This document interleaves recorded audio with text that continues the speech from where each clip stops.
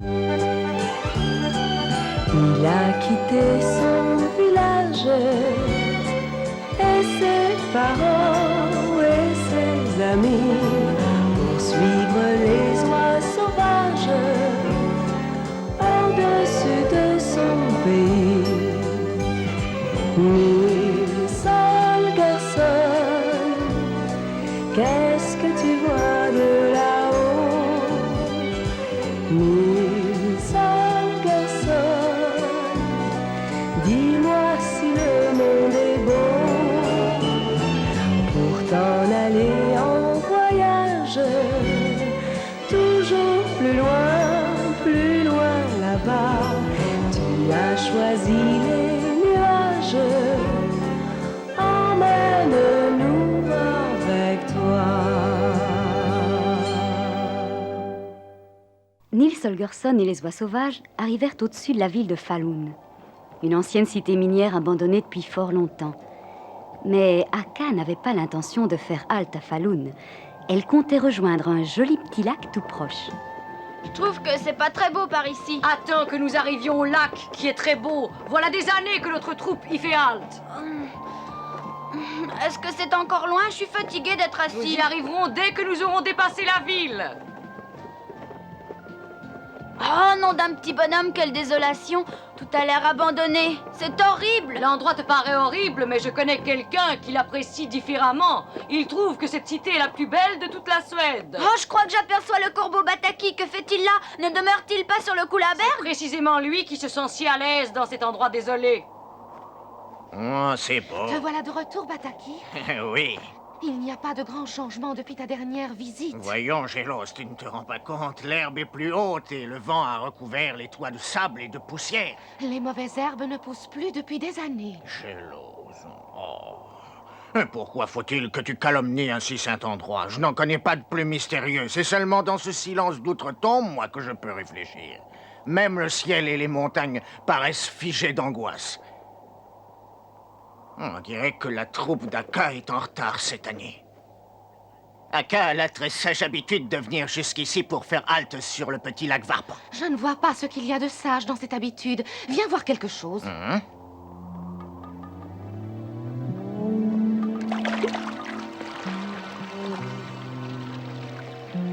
la boue et de la vase, et cette mare l'année dernière était aussi claire que le lac. C'est la pourriture. Si j'étais à la place d'Aka, je ferais un détour pour éviter cet endroit. As-tu vu ce qu'est devenue ta cabane de mineur? Plus personne n'y vient. Oh.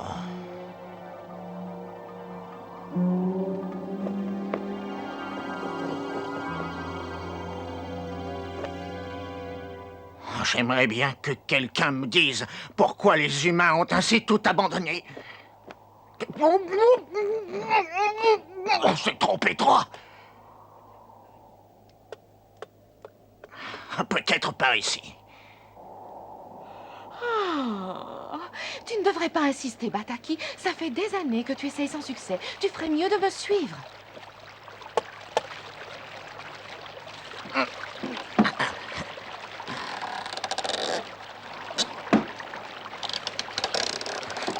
Ah, j'ai l'impression que c'est mon jour de chance.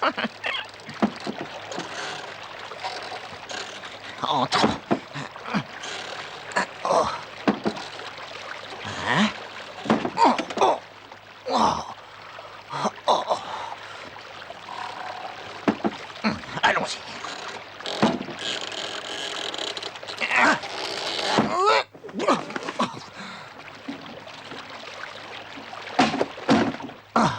Quel est ce bruit?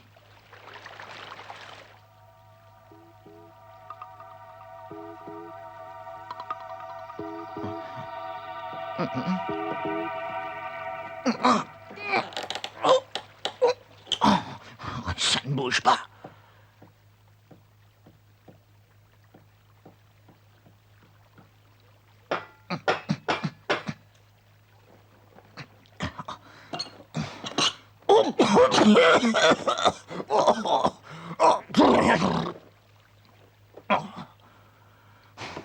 Faut que je sache ce que c'est. Des cailloux.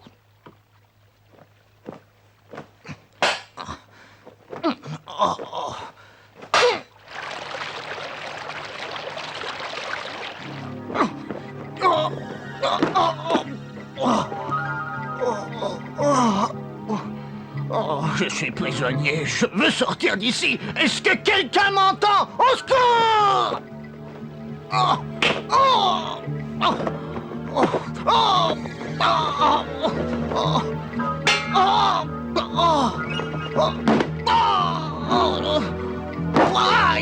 Oh! Au secours! À peine le temps de se sécher qu'il recommence à pleuvoir. Au secours! Personne ne veut m'aider! Hein? C'est la voix de Bataki. Il a dû lui arriver malheur. Bataki! Es-tu dans la cabane?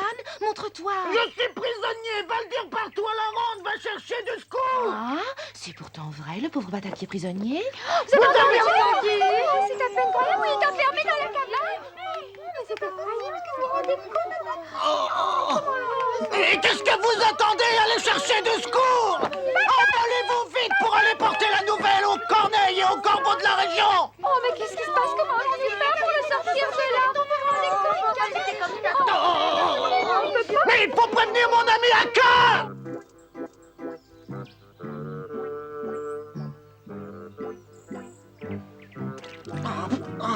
C'est terrible, il pleut encore, quel sale temps! Hein? Et qui es-tu? Au secours, un monstre! C'est les cacos! Au secours!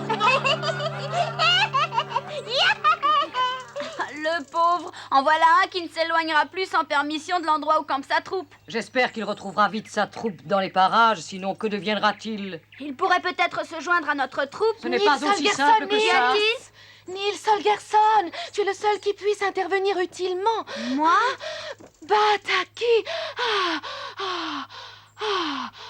Tu es le seul qui puisse le sortir de la cabane où il est enfermé. Où ça? La porte est refermée. Il va mourir de faim si on ne le sort pas de là. Quoi? Il est enfermé? Le pauvre Bataki.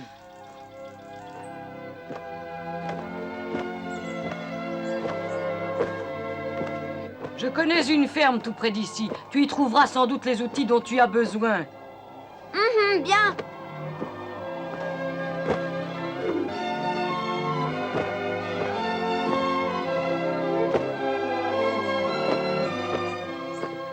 Vas-y seul. Il vaut mieux que je ne m'approche pas trop de la maison. Je t'attends. En cas de danger, appelle-moi. D'accord, c'est entendu.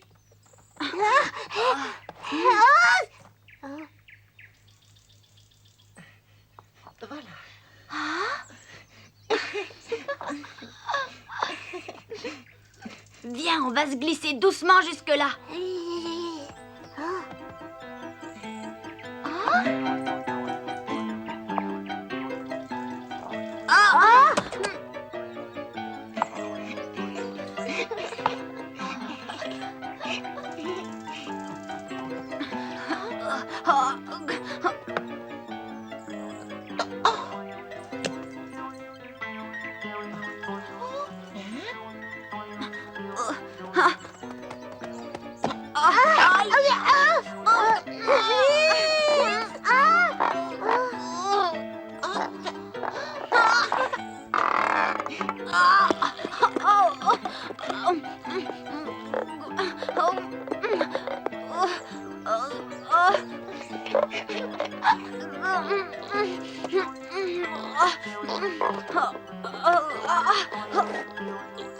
Ma ficelle.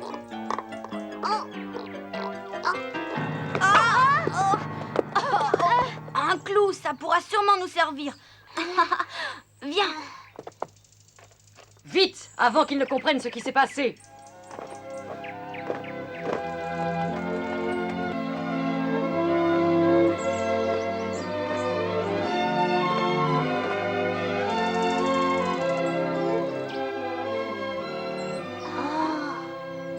Bataki, es-tu encore vivant? Réponds, Bataki, c'est Aka. C'est bien toi, Aka! Nils va descendre par la cheminée. Ça devrait aller à condition que la ficelle soit assez longue. Viens. Ouais. Allons-y.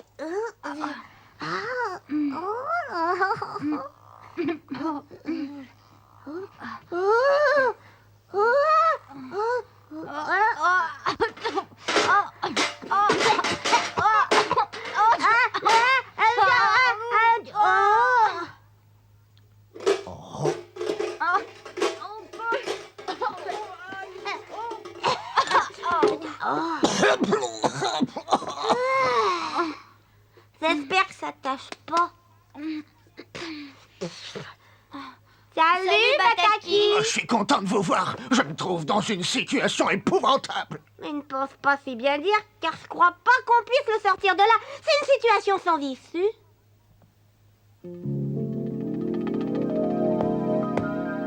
Ici, ça n'ira pas. Ici, peut-être.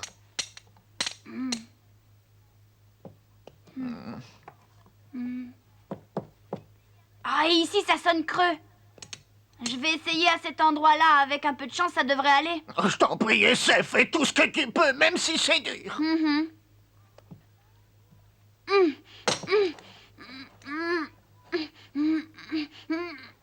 Maladroit. C'est terrible, Nick, tu manques de muscles. Essaye, allez, vas-y. Ah, on dirait que ça va mieux. Continue. Vas-y, plus fort.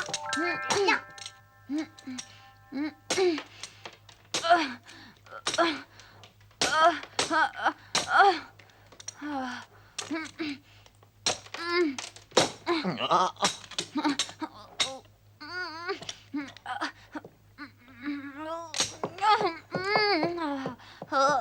Oh, je n'en peux plus. tu ne vas quand même pas abandonner, tu viens à peine de commencer. Et ma vie dépend de ta réussite. Ça fait plusieurs nuits que je dors mal, je suis fatiguée. Oh, Nils. Crois-tu que tu pourrais travailler plus facilement si je te racontais une histoire captivante qui te tiendrait éveillé? Ah ouais? Tu vas être passionné. Oui. J'adore les histoires qui se terminent bien. J'aimerais beaucoup l'écouter, mais je ne sais pas si je vais rester éveillée. C'est une histoire qu'on raconte dans cette région. Elle se déroule aux environs de Falloun. Raconte. Vite, vite, vite, au travail. Oh, j'espère que c'est vraiment intéressant. Ah ouais, alors? Il y a très longtemps, non loin de Falloun, habitait un géant avec ses 2 filles. Oh, c'est pas la peine. Je la connais, cette histoire. Oh, dommage. Attends la suite. L'aînée des filles voulait se marier la première. Quoi? Mais qu'est-ce qui te fait dire ça? Toutes les histoires commencent de cette façon-là. L'aînée est laide et elle doit se marier, et la plus jeune est belle et elle ne peut pas encore se marier. Non, mon histoire est tout à fait différente. Il s'agit d'un drabe avec le cuivre. Il y a question d'une fortune constituée par du cuivre. Alors, hein? Tu veux l'entendre? Oui, raconte. Parfait. Il y a très longtemps... Mets-toi au travail, sinon je ne m'en souviendrai pas. Alors tu la racontes, nom d'un petit bonhomme? Il y a très longtemps vivait un géant qui avait 2 filles.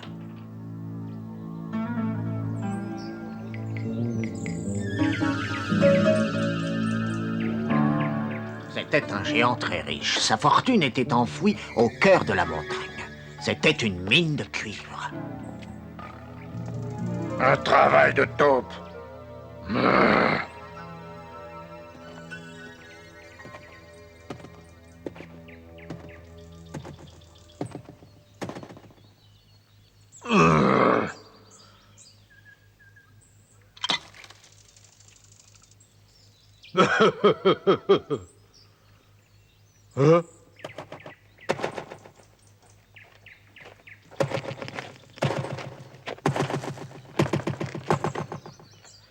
Combien de fois devrais-je vous répéter de ne pas venir rôder par ici? Le cuivre m'appartient, il est à moi, j'en suis le seul propriétaire. Je t'en prie, ne me fais pas de mal. Je ne sais pas de quoi tu veux parler. Tu le sais très bien. Non, je t'assure, je n'en sais rien.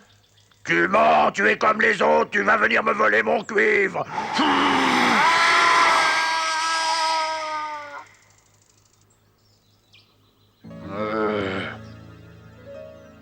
C'est moi qui fais le travail le plus dur et les autres veulent en profiter. Et alors, dis-moi vite, quelle est la suite? Le géant était vieux et sentait qu'il allait bientôt mourir. Comment allait-il pouvoir partager son héritage entre ses 2 filles? C'était un problème ardu. Sa fille aînée était horrible et elle avait mauvais caractère. La cadette était très douce. Notre père a l'air très fatigué aujourd'hui. Oh, Gisèle, je me fais beaucoup de soucis à son sujet.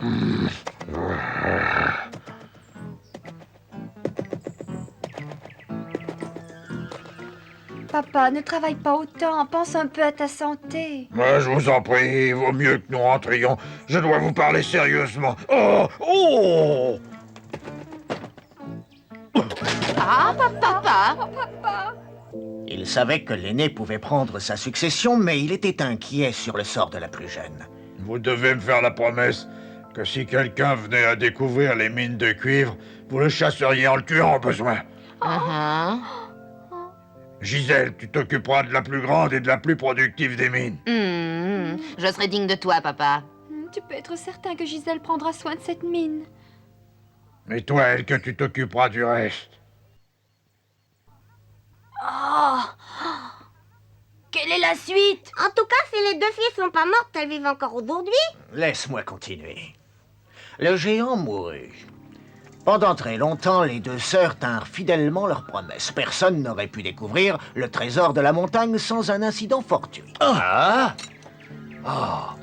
Oh, cette pierre n'est pas une pierre ordinaire. As-tu vu la couleur? C'est sûrement du cuivre. Nous avons beaucoup de chance. Oh, nous sommes riches, nous avons réussi.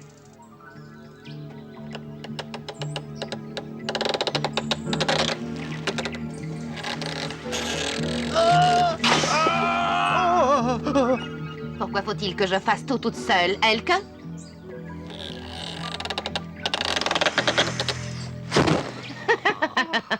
C'est trop difficile pour moi. Je ne suis pas méchante. Tu appelles cela la méchanceté? C'est notre devoir que nous accomplissons. Nous défendons notre richesse. Pourquoi faut-il que nous soyons riches? La plus jeune des deux filles avait très bon cœur. Elle ne pouvait pas supporter l'idée de faire du mal à quelqu'un. Alors, mon vieux, tes cornes sont devenues rouges? Ah, qu'est-ce qui t'arrive? C'est très joli. Hein?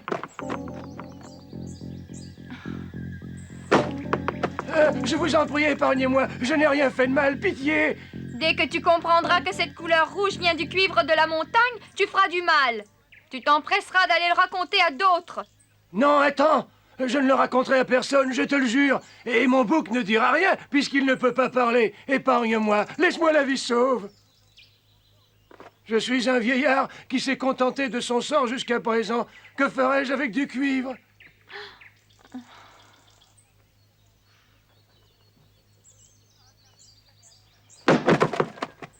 Oh, je n'arriverai jamais à le faire. Je te remercie, je vois que tu as bon cœur. Merci. À te dire franchement, tout ceci me répugne. Je me moque bien que tu trouves du cuivre et que tu en fasses ce que tu veux. Ça m'est bien égal que tu te promènes dans la montagne et que tu trouves la mine. Dans tout cela, il reste cependant une difficulté. Je ne sais pas comment je vais annoncer tout cela à ma sœur. Oh, je trouverai bien. C'est ainsi que le pauvre berger devint un homme très riche. Il revint à Falun pour y embaucher des mineurs. Oui. Et j'aperçois la lumière du jour. Ouais, continue, Nils. Tu vas y arriver. Et laisse-moi essayer, peut-être que je peux déjà passer. Non, c'est encore trop étroit. Ah, mais ça vient. Je dois te féliciter pour ton esprit d'initiative et pour ta persévérance. Je le dirai à tous. Je n'y tiens pas tellement.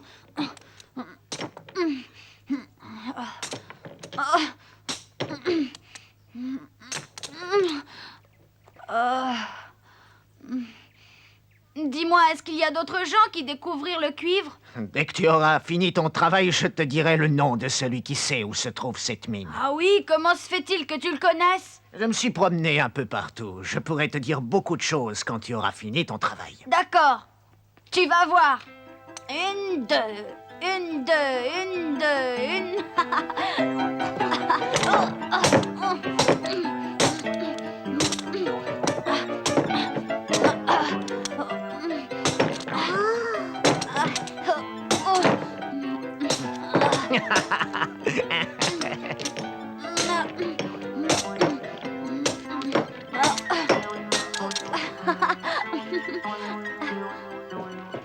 Avec le secret de la mine de cuivre, je deviendrai riche et j'achèterai tout mon village. Et même le château. Ah oui, et nous inviterons papa et maman que nous attendrons en haut du grand escalier du château.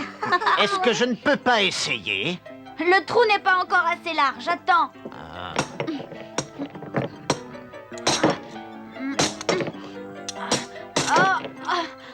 Je vous en prie, monsieur Olgers. Entrez, vous êtes ici chez vous. Naturellement, ils ne me reconnaîtront pas tout de suite. Oh,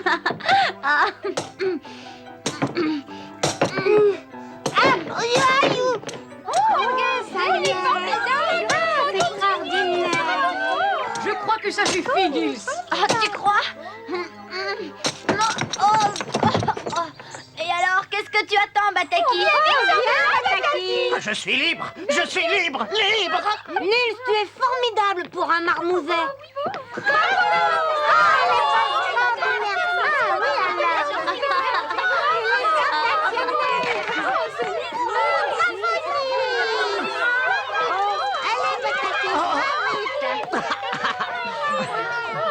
Je suis très fier de toi, Nils. Merci. Sans son aide, je serais mort de faim. Promets-moi qu'à l'avenir, tu réfléchiras avant d'agir. Voilà. Dis donc, tu m'as fait une promesse. Qui connaît l'endroit où se trouve la mine de cuivre? C'est moi, mais je ne te conseille pas d'y aller. J'ai mis des années avant de savoir de quelle montagne il s'agissait, et crois-moi, ne te mêle pas de ça. Mais... j'ai pourtant mérité une récompense. As-tu oublié qu'elles étaient deux filles, celle qui avait bon cœur à abandonner, mais pas l'autre? Merci. Et bonne chance! Oh, Bataki! Il n'est pas gentil. Je voulais acheter un château à mes parents pour me faire pardonner mes méchancetés. Ils n'auront pas besoin d'un château. Ils retrouveront un fils qui aura beaucoup appris. Quand tu reviendras à la maison, ils constateront que leur fils est devenu un enfant sage et bon. Ah. Mais oui, ils préfèrent cela à un château. Ah oui, mais il serait heureux de recevoir un château en cadeau. Il est une richesse qui a bien plus de valeur qu'un château, le sais-tu? Les paroles de Akka allèrent droit au cœur de Nils. Et pourtant, celui-ci était contrarié et attristé. Il songea longtemps à l'histoire de Bataki et chercha à se consoler. Peut-être que ça ne s'était pas passé comme l'avait dit Bataki. Les pauvres mineurs avaient sans doute découvert le cuivre au milieu de la forêt. Mais la joie avait dû leur tourner tellement la tête qu'ils ne retrouvèrent plus ensuite l'emplacement en question. Leur déception fut si grande qu'ils en moururent. Et c'est pour cela, disait Nils, que je me sens troublée.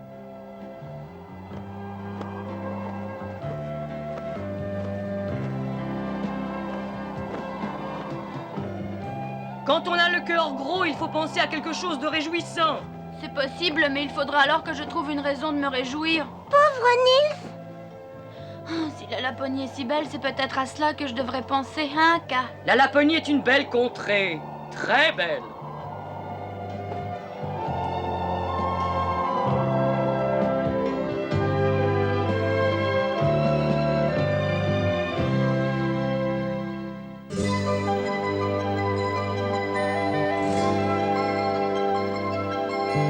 Tu es si petit, c'est si grand le monde, alors reste auprès de moi. Tu verras un jour que la terre est ronde, ce soir reste entre mes bras. Rêve d'aventure à la télé et lis de bandes dessinées.